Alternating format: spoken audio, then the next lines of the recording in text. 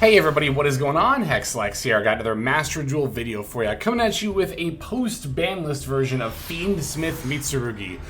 This is one of those decks that is going to feel the loss of Appaloosa a bit more than some others, as it was, of course, a very common endboard piece for both the Mitsurugi and the Fiendsmith engines. Not quite to the same degree as Malice, so we're going to miss it, but anyway. We're going to dive straight on into a game here. Deck will be at the end of the video. Going second against Ryzeal. I'm going to start by Ash Blossoming the Ice Ryzeal. And the reason that I used Ash Blossom before Maxi was actually just in case they had like a call by or something, like a cross out to negate the Ash Blossom. That way I could still chain Maxi and, you know, get that off here. But they're going to summon another Ice Ryzeal from hand and then just go Detonator Pass here. They are on a bit of a Shark engine, but they're also on a Magistus engine as well. So it looks like they're trying to get some hand looping in before the bans here. We're going to lead with Habakiri, and then go, of course, for the Saji. Saji F gets to activate here in order to add prayers from deck to hand. Prayers F we're going to activate in order to tribute the Habakiri to go for the Murakumo. The reason I'm adding Murakumo is because, you know, we're playing the Mitsurugi Mirror as well as, like, the somewhat extended Mitsurugi package.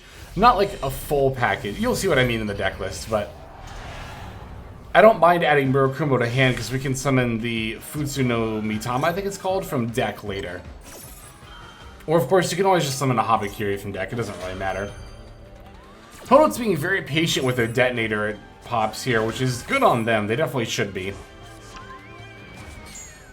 Murakumo is going to try to destroy the Detonator here, but they get to use the effect in order to protect itself. Now, here they're going to chain Detonator to my Ritual, targeting the Murakumo. Good idea, as I'm, of course, planning on using the Murakumo as tribute fodder here. However, when I go to activate Murakumo's effect, rather than discard one of the cards in their hand, they're actually going to chain the Detonator effect. So that tells me that I could still be dealing with a couple of hand traps here. If they value their two cards in hand more highly than their last material for Detonator, that does have me a little bit concerned here. Detonator pops my Murakumo. Murakumo activates. They choose to let it get negated, obviously because they already destroyed my Murakumo. Thankfully, I do still have another Habakiri in hand, so I'm just going to tribute that in order to summon the Mitama from my deck. Summoning it in attack mode because, of course, I do plan on battling this turn. Now I'm going to pivot into Fiendsmith because my opponents are getting past priority, and between that and the fact that, you know, they clearly value the cards in their hand highly, I'm pretty convinced they've got a Nibiru waiting for me. So I'm going to try to use the Fiendsmith line to sort of bait out their plays here, and we can just use Engraver plus Requiem to get rid of the Detonator. Then I'm going to try to go for a Caesar, right? They'll either Nibiru me right before I make it, or I'll successfully summon Caesar and I won't have anything to worry about. You know, one of those two things is going to happen. Now, of course, even if we do get hit with Nibiru here, we do still have the Mitama on board, which will get tributed, but then will allow itself to come back and then get a search in. So yep, here's the Lacrima, Fiendsmith's Lacrima, in order to revive the Engraver. And there is their Nibiru right on cue, right before I was going to make the Caesar. Or they probably thought I was going to make Appaloosa, but again, post-banless build, so no Appaloosa here. We get to go for both our Mitama and the Lacrima effect, which is really nice to get to chain block in case their last card in hand is like Ghost Spell or something.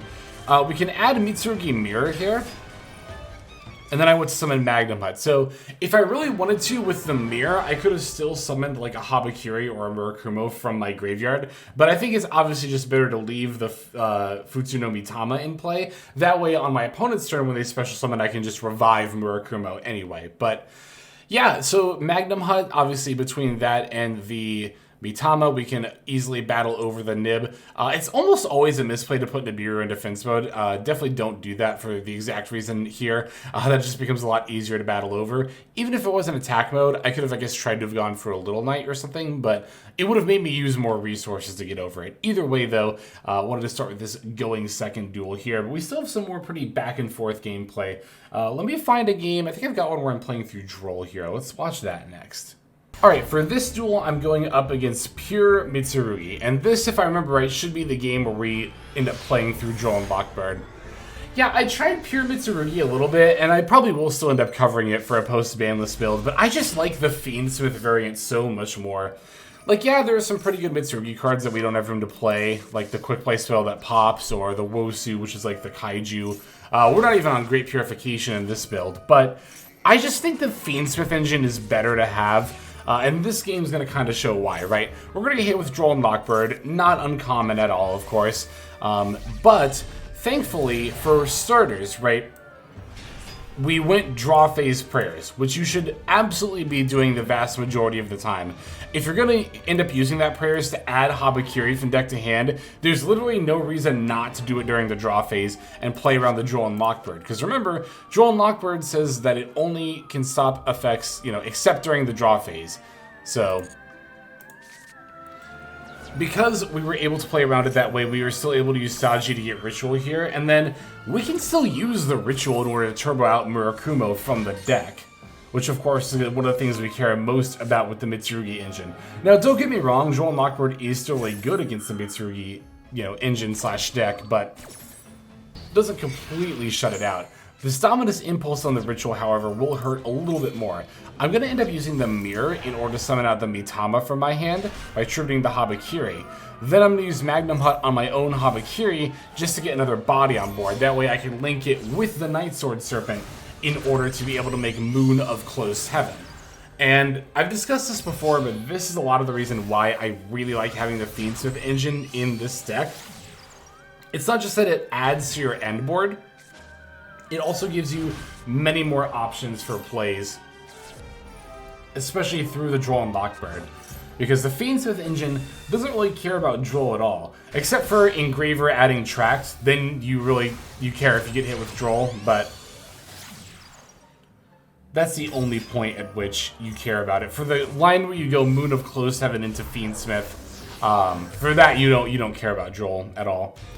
I'm going to make Desiree here just to have like an Omni Negate kind of effect. I thought about making Caesar, but I decided to have the Omni was worth it a little bit more than the Summon Negates. And apparently that was enough to stop my opponent here. So, of course, even if it wasn't, we did still have the Ash Blossom in hand. The Mitama could summon out some stuff from the graveyard, but nothing substantial. So I was kind of, really relying on those two negates there. If I had known I was playing against Pure Mitsurugi, I think I would have made Caesar, because Caesar can negate multiple effects that special summon per turn. And against Mitsurugi, that's, I think, definitely better to have than Desiree. But either way, Desiree was also enough to do it here. But I've still got one more game for us to check out before I show you the deck list. So let's go into that last duel here.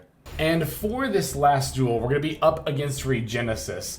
That is using a Sinful Spoils engine with Dia Bellstar, rather than, Kashtira stuff, which I thought was kind of interesting. Alright, we're taking the first turn here, leading with both Aramasa and Pre-Prep. Decided to lead with Pre-Prep, because I figure if we get hit by Droll, at least with Pre-Prep, we have the Mirror, like we have a Ritual spell in hand. But thankfully, no Droll. They're not playing Droll in their deck. So, of course, you never know that going in, but Saji for the Ritual, Ritual for the Kusanagi plus Night Sword Serpent. Pretty standard stuff we're doing here. Got the Kusanagi Chainlink 1, Night Sword Serpent Chainlink 2. As always, you want to be doing it that way every time to play around the Ghost spell. You'd always rather have the Ritual spell than the Night Sword Serpent body.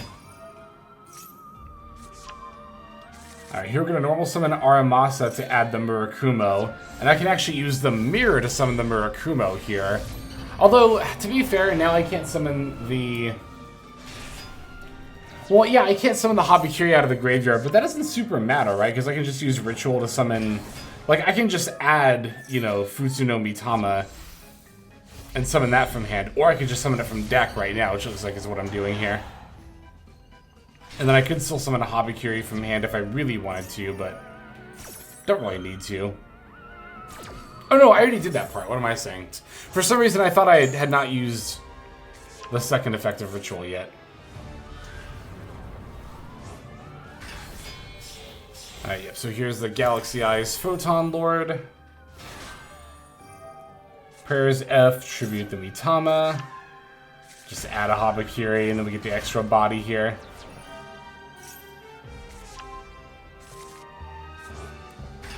Alright, now that we've done all that, we can then pivot into our Fiendsmith engine by going into Moon of Closed Heaven. See, this is the other thing too, like, and I kind of touched on this in the last game, but I think even, you know, if your opponent doesn't have a Joel and Lockbird, I like pivoting into Fiendsmith a lot more than just Gallant Granite add Nibiru. I don't think Gallant Granite add Nibiru is, like, terrible, but I also don't think it's great. I think I would much rather end on, like, the Desiree or the Caesar here.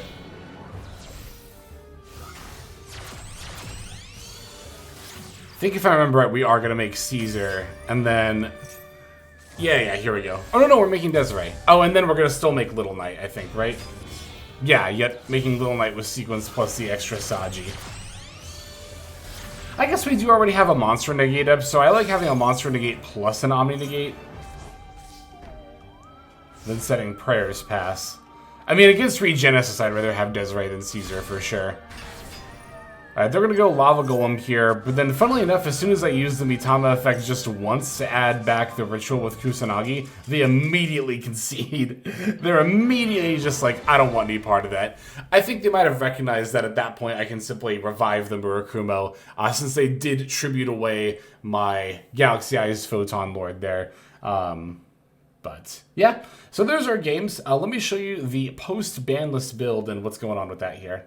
Okay, here it is, post-ban list Fiendsmith Mitsurugi.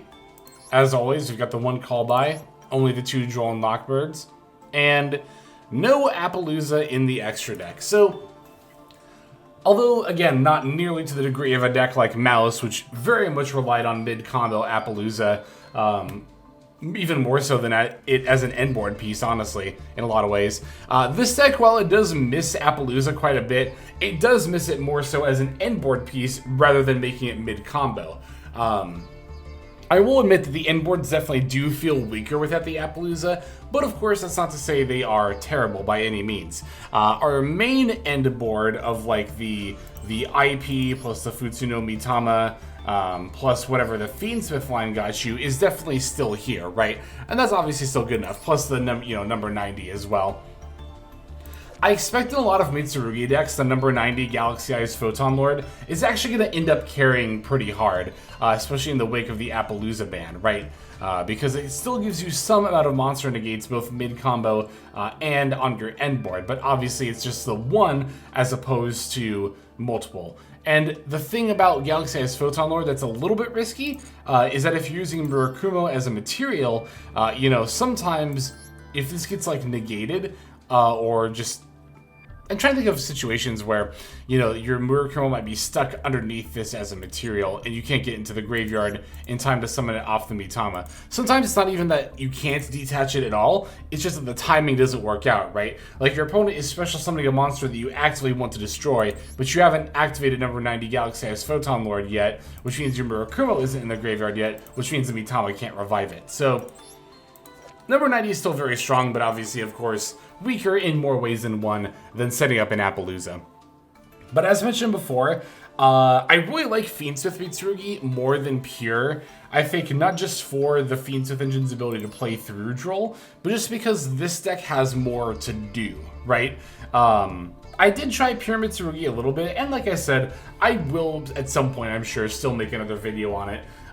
But it just felt a lot weaker. I think the thing about Pure Mitsurugi I really didn't like compared to Fiendsmith is that it has fewer starters, right? Like, even if we don't open Mitsurugi stuff, we still play, our 5 Fiendsmith cards, which are all starters in their own right. Now, granted, we're not playing Lina and Chorozo in the extra deck anymore, so we can't pivot from Fiendsmith to Mitsurugi, but you could very easily cut, like, Zeus and Typhon if you wanted to play Lina, and then show those here, Chorozo.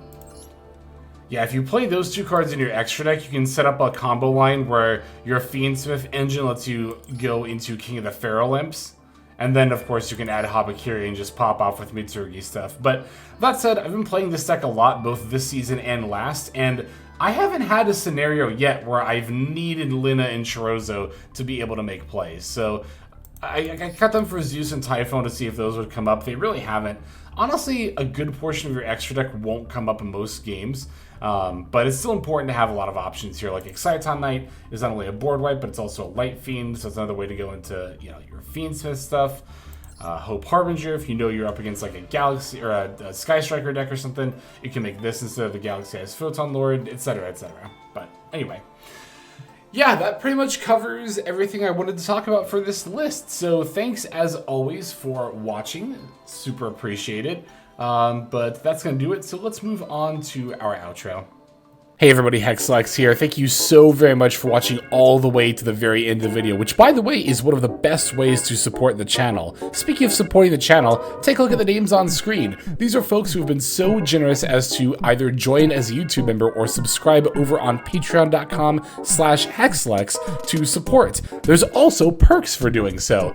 If you would like to see YouTube videos early, as well as some exclusive videos that get uploaded to YouTube, but for one reason or another I decide not to publish, definitely go ahead and hit that join button to see content early, as well as some exclusive content. If you're looking for more exclusive content, over on patreon.com, I upload exclusive videos that are not posted on YouTube just about every single day. Whether you choose to subscribe over on Patreon, join as a YouTube member, or simply continue to watch, your support is greatly appreciated. Thank you so very much. But for now, this is Hexlex. I am signing out, and I hope that you have a fantastic day.